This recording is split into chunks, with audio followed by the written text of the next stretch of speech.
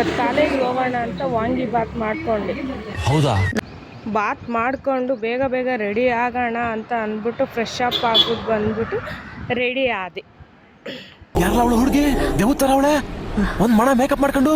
ಸರಿ okay ready ಆದ್ನಲ್ಲ ಅಂತ ಅಂದ್ಬಿಟ್ಟು ಬಾತ್ ಮಾಡ್ಕೊಂಡು ಬಾಕ್ಸ್ಗೆ ಹಾಕೊಂಡು ಕಾಫಿ ಕುಡ್ಕೊಂಡು, ನಮ್ಮ ಹಸ್ಬೆಂಡ್ ಬೇರೆ ಜ್ಯೂಸ್ ಕೇಳಿದ್ರು. ಸೊ ಕರ್ಬೂಜ ಇತ್ತು, ಓಕೆ ಜ್ಯೂಸ್ ಮಾಡ್ಕೊಡೋಣ ಅಂತ ಅಂದ್ಬಿಟ್ಟು ಕರ್ಬೂಜ ಜ್ಯೂಸ್ ಮಾಡಿಕೊಟ್ಟೆ.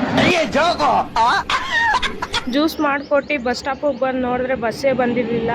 ಒಂದು 15 ಮಿನಿಟ್ಸ್ ವೆಯ್ಟ್ ಮಾಡೋಣ ಅಂತ ಅಂದ್ಬಿಟ್ಟು ವೆಯ್ಟ್ ಮಾಡಿದೆ. ಬಸ್ ಬಂತು. ಬಸ್ ಹತ್ಕೊಂಡು ಬಂದೆ.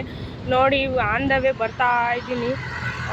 ನಮ್ಮ ನೆಲಮಂಗಲ ರೀಚ್ ಆಗಿಬಿಟ್ಟು ನಮ್ಮ ಕ್ಯಾಂಪಸ್ ಒಳಗಡೆ ಬಂದೆ. ಕ್ಯಾಂಪಸ್ ಒಳಗಡೆ ಬಂದ್ಬಿಟ್ಟು ನಿಮಗೆಲ್ಲ ತೋರ್ಸೋದು ಬೇಡವಾ ನಮ್ಮ ಕಾಲೇಜು ಅಂದ್ಬಿಟ್ಟು ವೀಡಿಯೋ ಮಾಡಿಕೊಂಡೆ. ಆಲ್ರೆಡಿ ನಮ್ಮ ಸರ್ ಕ್ಲಾಸ್ ತೊಗೊಂಡ್ಬಿಟ್ಟಿದ್ರು. ಓಕೆ ಕ್ಲಾಸ್ ತೊಗೊಂಡಿದ್ದಾರಲ್ವ ಅಂತ ಅಂದ್ಬಿಟ್ಟು ಹೋಗಿ ಕೂತ್ಕೊಂಡೆ.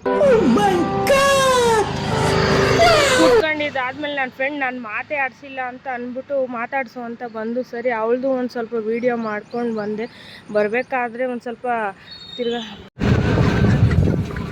ಕ್ಲಾಸೆಲ್ಲ ಮುಗಿಸ್ಕೊಂಡು ಬರಬೇಕಾದ್ರೆ ನನ್ನ ಫ್ರೆಂಡು ಸ್ವಲ್ಪ ಶಾಪಿಂಗ್ ಮಾಡಬೇಕು ಅಂತು. ಸರಿ ಆಯ್ತು ಮಾಡೋಣ ಅಂತ ಹೋದ್ರೆ ನಿಂಬೆಹಣ್ಣು 10 ರೂಪಾಯಿ ಒಂದು. ಸರಿ ತಗೋ ಅಂತ ಅಂದೆ.